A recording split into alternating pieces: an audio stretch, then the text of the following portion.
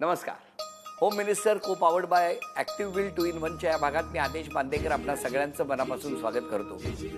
आज ज्या माऊलीला आपण भेटणार आहोत त्या माऊलीबद्दल नेहमीप्रमाणेच माझ्या मनात बरेच प्रश्न आहेत. त्या प्रश्नांची उत्तरं शोधणार आहोत. स्ट्रगल कोणाला चुकला नाही, पण तो स्ट्रगल करत असताना त्यांनी केलेल्या स्ट्रगलमधून त्यांना मिळालेलं यश, हे सगळं करत असताना त्यांच्या पाठीमागे खंबीरपणे उभं राहणाऱ्या त्या माऊलीचा आज आपण सन्मान करणार आहोत. सरिता नंदेश उमप. तेव्हा सुरुवात करूया आजच्या गप्पांना, पण त्याआधी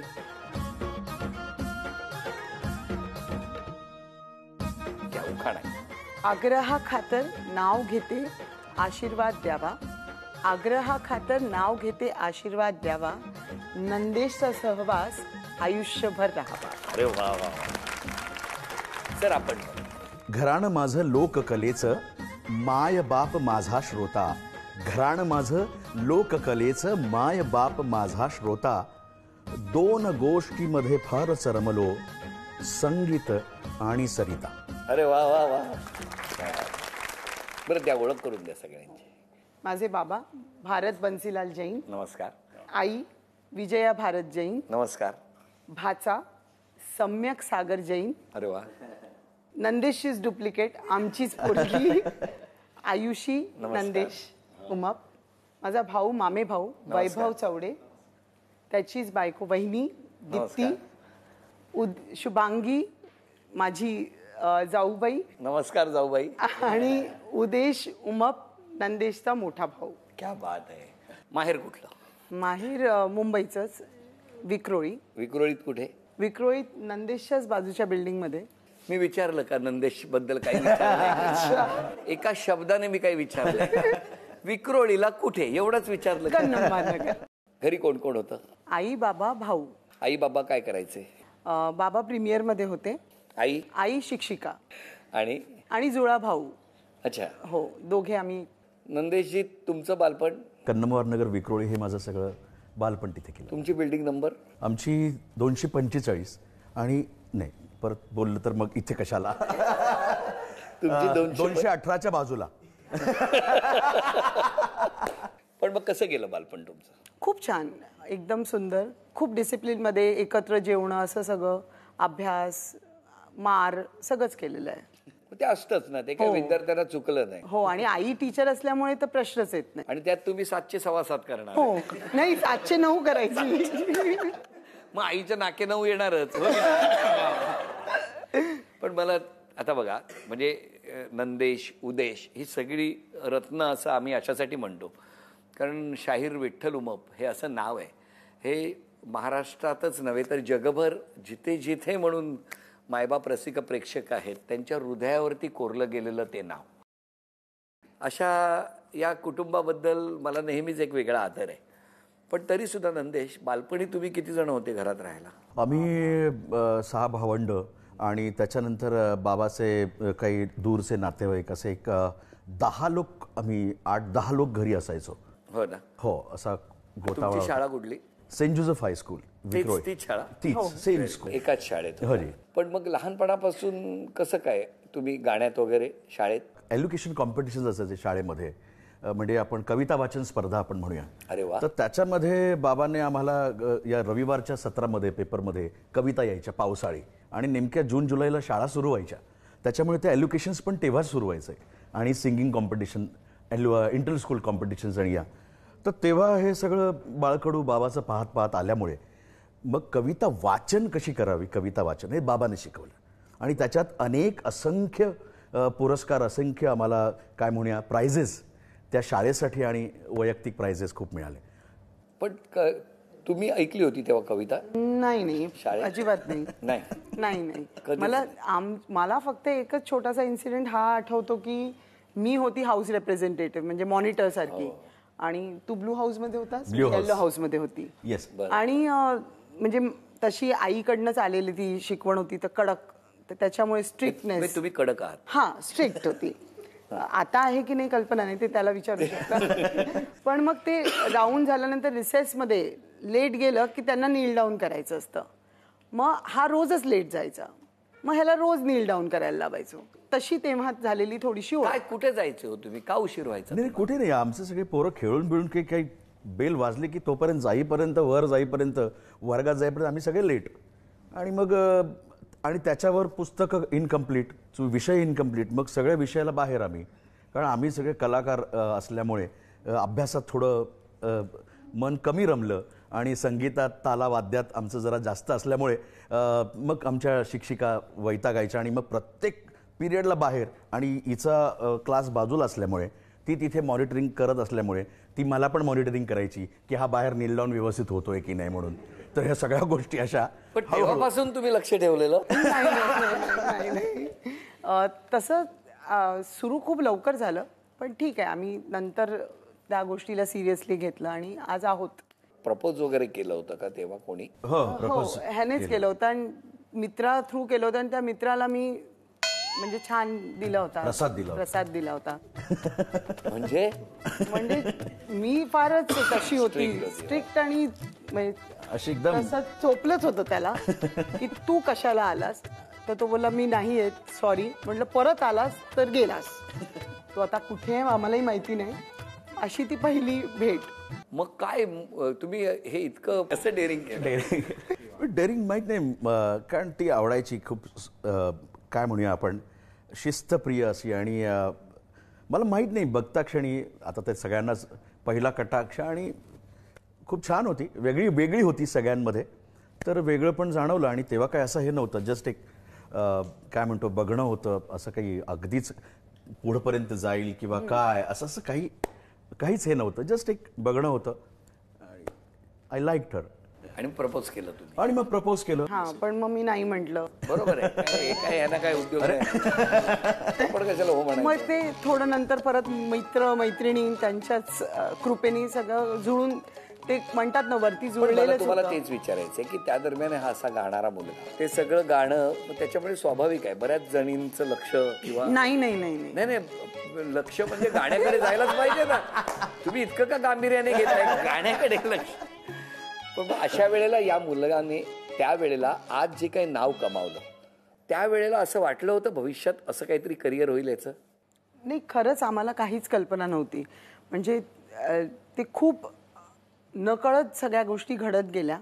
आणि ते जशा घडत गेल्या त्या आम्ही वाहत गेलो त्याच्यातून. आपण जेव्हा लग्न करतो तेव्हा एक ॲडजस्टमेंट असते, एक अंडरस्टँडिंग असतं.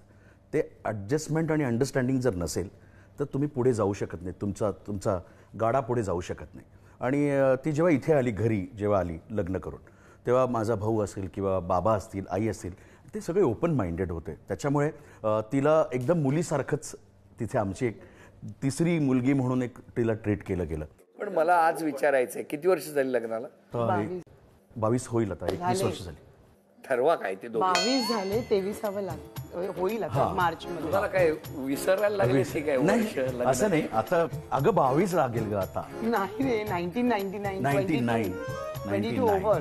तुम्ही ठरवता मी येऊ एक. पण मला तुम्हाला तेच विचारायचंय की आज 22 वर्षांनी मागे वळून बघताना अनिश्चित असं एक क्षेत्र आहे, राईट. अशा परिस्थितीत कशी साथ दिली या माऊलीनं? पहिली गोष्ट, जेव्हा ती लग्न करून आल्यानंतर माझाही हा ओढा हाच होता की तिने शिकावं. आणि ती शिकत गेली आणि जॉब करून घर सांभाळून मला सांभाळून असं. कारण त्यावेळी मी रणांगण करत होतो, नाटक. रणांगण नाटकातनं 150 रुपये जेमतेम मला असं मिळत होते.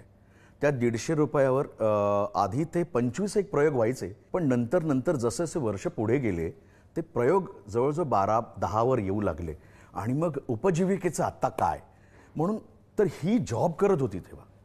म्हणजे ती जॉब सांभाळून घरी येऊन सगळं घरातलं जेवण करून पुन्हा एकदा सकाळी 5 वाजता उठून ती कॉलेजला जायची, तिथून जॉबला जायची, जॉबवरनं घरी यायची, परत संध्याकाळी मला वाटतं तिचा एक परत एक पार्ट टाइम जॉब होता, ते करून पुन्हा एकदा 8:30-9ला ती घरी यायची. म्हणजे इतकं तिने केलंय आणि इतकं तिने घरच्यांनाही सांभाळलंय आणि मलाही तिने चांगलं निभावलं, आमचा संसारही निभावला. आणि पुढे मग या यशस्वी संसाराचं जर श्रेय द्यायचं झालं तर 100% या माऊलीला देणार? बिलकुल देणार. कारण जेव्हा जेव्हा अडचणी आल्या पैशाची, आपण कुठेही गेलो तर शेवट मुद्दा येतो पैसा. तो कसा उभा करायचा. मग आपल्याला घर घ्यायचं, तर आम्ही भाड्याने 3 वर्ष राहिलो. तर 3 वर्षात तेव्हा रणांगण सुटलं होतं, छोटी मोठी मला कामं होती आणि अगदी जेमतेम मी तुला खरं सांगतो आदेश, 1,500 रुपये भरायला देखील आमच्याकडे पैसे नव्हते. 20,000 रुपये डिपॉझिट होतं, 1,500 रुपये त्याचं भाडं होतं. 10x10च्या 8x10च्या रूममध्ये आम्ही राहत होतो. 3 वर्ष या लेकराला घेऊन आम्ही तिथे राहत होतो. पण आमचं एक ठरलं होतं की आपल्या आईबाबाला त्रास नाही द्यायचा. जोपर्यंत इथे येत नाही तोपर्यंत कुणालाच त्रास द्यायचा नाही. पण त्या काळात उदेशने, म्हणजे मी नसताना, पिल्लूला दूध वगैरे आणून देणं, गॅस सिलेंडर संपला तर तो तिथे आमचा उदेश, माझा भाऊ, हा करत होता. आणि इतक्या अडचणींनी, आणि ती शाळा करून तिला सांभाळून मी जर कुठे गेलो तर बाबा हिला पोहोचवा. कधी कधी ते असं झालंय मी झोपून राहिलोय आणि तिची शाळा बुडलेली आहे. आणि मग अशा अवस्थेत तिचं सगळं तिने बघणं. आणि एक काळ असा आला जो फार कमी लोकांना माहिती आहे आदेश, की 2004ची गोष्ट आहे ही, जेमतेम 2 वर्षाची असेल. आणि तेव्हा अशी वेळ आली, तूच सांग, अमेरिकेचा जो किस्सा आहे. अमेरिकेत जायचं होतं. 3-3.5 महिन्याचा पूर्ण दौरा लागला होता आणि आम्हाला घरही अलॉट झालं होतं. त्याच्यासाठी हवे होते पैसे. मग ते कसे करायचे, कसं करायचं. आमचं आयुषी खूपच लहान होती तेव्हा. तिला सोडून मी तेव्हा जॉब करायची कांदिवलीला. तर मग तुम्ही लोक कसे सांभाळणार. तर ठरलं की बाबा नाही, मी सांभाळेन. 3-3.5 महिने एवढं काही नाही आहे, तू जा. कारण ते गरजेचे होते, ते पैसे आम्हाला जे मिळणार कारण ते जर गेलो नसतो आणि तिथे मला एका आउटलेटमध्ये गायचं होतं, जर मी गायला गेलो नसतो तर मला 1.5-2 लाख भेटले नसते, जे मला इमिजिएट पैसे भरायचे होते. जर मी ते भरले नसते तर मला चावी भेटली नसती. बरं नंदेश, इतक्या वर्षात या माऊलीसाठी कधी काय गायला का असं प्रेम? हो, मी तेव्हा मला वाटतं 99ला रणांगण सुरू होतं आणि तेव्हा एक मी गीत लिहिलं होतं. एक टाकी कसं झालं मला माहीत नाही. तर तेव्हा मी एक गीत तिला गिफ्ट केलं होतं, एक लिहून, एक गझल होती एक. ऐकवा ना 2 ओळी. मेरी जान मेरी जान मेरी जान मेरी जान, तेरे सांसों में बसे मेरे प्राण, मेरी जान मेरी जान. काय सुंदर. तेव्हा 20-21-22 वर्षापूर्वी लिहिलं होतं. 20-21-22 वर्षापूर्वी. होय ना. साधारणतः तुम्हाला हा मी मुद्दाम सगळ्यांना प्रश्न विचारतो की घरी जाण्यापूर्वी हा कसं कळतं की आज घरातलं तापमान गरम आहे की थंड आहे. आणि ते कुठे आहेस तेव्हाच कळतं. कुठे आहेस, काय जेवणार आहेस म्हटलं की समजायचं आता काहीतरी गडबड आहे. हो, कारण तू मला उत्तर देत नाहीस ना. मग जेवणार आहेस की नाही जेवणार आहेस, मग काय बाहेर खाऊन येणार आहेस का, ही फक्त फिकीर असते. मला माहिती आहे की ती तिला फिकीर असते की हा जेवलाय की नाही जेवलाय, कुठं आहे, सुखरूप आहे का नाही आहे का, हे समजतं. पण मग घरी गेल्यावर थोडंसं असतं थोडंफार. पण बहुतांश लेट कार्यक्रमातनं लेट गेल्यामुळे या दोघींनाही शाळा असायची किंवा आत्ताही त्यांचं काम असतं सकाळीचं, त्याच्यामुळे ते आपले जेवून, त्यांना म्हणतो तुम्ही जेवून घ्या, झोपा, मी खाऊन येईन. बरं नंदेश घरात चिडचिड जराही करत नाही, त्याचं काय रहस्य आहे? नाही, करतो. कोण बोललं, कोण म्हणजे आज प्रश्न विचारलाय. आज जेव्हा तो मला बोलतोय की मी रागवते, तर मलाच प्रश्न पडला मी कधी रागवते. उदेश भाऊंना पण विचारू शकतो, आयुषी केवढी रागवते, आयुषीला पण विचारू शकतो. आयुषी तू खरं सांग. आयुषी सांग, या दोघांमध्ये जास्त कोण रागावतं? जास्त असं नाहीये कोणाचं रागवणं. तो चिडतो, ती चिडते, ती चिडते, तो चिडतो, आणि ते कॉन्स्टंटली चालू असतं. मग कोणीतरी एकदम चिडतं, मग निघून जातं. मग अर्धा तास जरा थोडी नॉर्मल झाले की मग ते परत नॉर्मल होतं. मग टीव्ही बघायला लागतात. सॉरी नाही बोलणार एकामेकांना, फक्त एवढं बोलणार, अच्छा ठीक आहे, आणि नॉर्मल लाईफ सुरू करणार. कधीच आहे. आणि मला आता यायचं नसतं. आज ना कोणाकडे तरी अत्यंत खूप दिवस साठवलेलं बोलायचं होतं बघ, तसं तू ज्या विश्वासाने माझ्याकडे बोलतेस तर मला खूप आनंद झालाय. कदाचित नाव आदेश आहे म्हणून. आदेश, उदेश, नंदेश सगळेच आलेत. वा. लेकीचं स्पष्ट म्हणणं आहे की तुम्ही दोघेही अख्खा दिवस, एकतर जेव्हा जागे असतात तेव्हा फक्त भांडत असतात. नाही नाही नाही नाही असं ती नाही. सांभाळते आम्हाला. भांडतात, फुल टाइम नाही भांडतात. पण तरी सुद्धा एक तुला मी प्रश्न विचारतो, तू त्याला काय म्हणते? पप्पा. पप्पा आणि मम्मा. मम्मा. मग पप्पाने स्वभावात कुठला बदल केला तर पप्पा जास्त आनंदी होईल? त्यांनी जास्त झोपावं. अजून तो झोपत नाही, कारण तो झोपतो 5ला, मी पण तशीच झोपते. त्याच्यामुळे 4च तास झोपलाय ना, तर त्यांनी जर ऍटलीस्ट 8 तास घेतलं तर तो थोडा हे होईल. करेक्ट आहे. आणि आईला सकाळी मदत केली कोणी स्कूलला जायच्या आधी, तर ती थोडी हे होईल. अरे बाप. सकाळचाच प्रॉब्लेम म्हणजे, म्हणून मी पण झोपून राहते आता. बरं मला सांग, म्हणजे त्यांनी लवकर वेळा पाळल्या पाहिजे झोपेच्या, ज्या तब्येतीसाठी सुद्धा फार आवश्यक आहे. आणि आईने काय करावं? स्वभाव तर तसा बरा आहे दोघांचा, पण तिला सकाळी कोणी मदत करायला नसतं, कारण तिला स्कूलला यायचं आणि असतं. तू झोपलेली असतेस. हो, कारण सकाळी दोघेही हे असतात ना थोडेसे वर्कटअप, आपण बोलतोय तसं. त्यामुळे मी झोपलेली असते. तू सुखाचा एक मंत्र शोधून ठेवलाय. बाबांनी वेळेत झोपून लवकर उठावं, आईला मदत करावी, तर छान होईल. एकदम. Okay, very good. काय बाबा, असं कधी होणार आहे? नाही, होतं कधी कधी लवकर उठतो मी, तिला सोडायला वगैरे जातो, कधीतरी असं होतं, पण ते करीना मी. बरं, हे असं खरंच उद्यापासून झालं तर आवडेल? अजिबात नको. अरे बापरे. का? कारण आता सवय झालेली आहे, आणि तो मग आला की मग तो खूपच मग मध्ये मध्ये, आणि मग असंच आणि तसंच माझ्या पद्धतीने.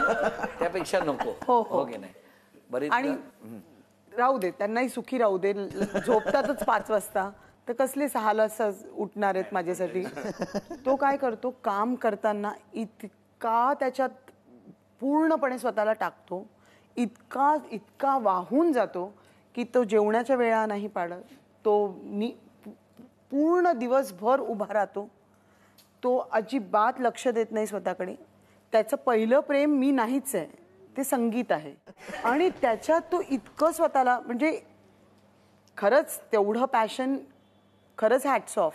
पण एक वय झाल्यानंतर आपल्याला खूपच गरज आहे आपली काळजी घ्यायची, आणि ते तो आता घेतोय. पण आणि तो खूप, सगळ्यात चांगलं त्याचं काय माहिती, तो खूप पॉझिटिव्ह आहे, खूप जास्त पॉझिटिव्ह आहे. सगळ्यांना सामावून घेतो, आणि त्याला असं वाटतं की नाही, सब अच्छा होगा. ती जी त्याची भावना आहे ना, ती खूपच, म्हणजे मला असं वाटतं हॅट्स ऑफ टू हिम. आणि तो एक कलाकारच असतो ज्याला असं, खरं तो कलाकारच असतो जो ज्याला असं खरोखर वाटतं की सगळे सुखी राहो, आणि त्याच्यात आपलं सुख आहे. आणि हे ते नंदेशी सगळ्यात मोठी क्वालिटी आहे. क्या बात आहे, किती छान वाटतंय. या गप्पा अशाच सुरू असताना आजचा भाग इथे संपणार आहे, पण पुन्हा आपण या कुटुंबाला भेटणार आहोत पुढच्या भागात. पण या भागाची सांगता करत असताना झी मराठीकडून नंदेश तुमच्यासाठी. हो, आजचा सत्कार हा नंदेश. आजचा भाग इथेच संपवूया आणि पुन्हा भेटूया होम मिनिस्टरच्या पुढच्या भागात. नमस्कार.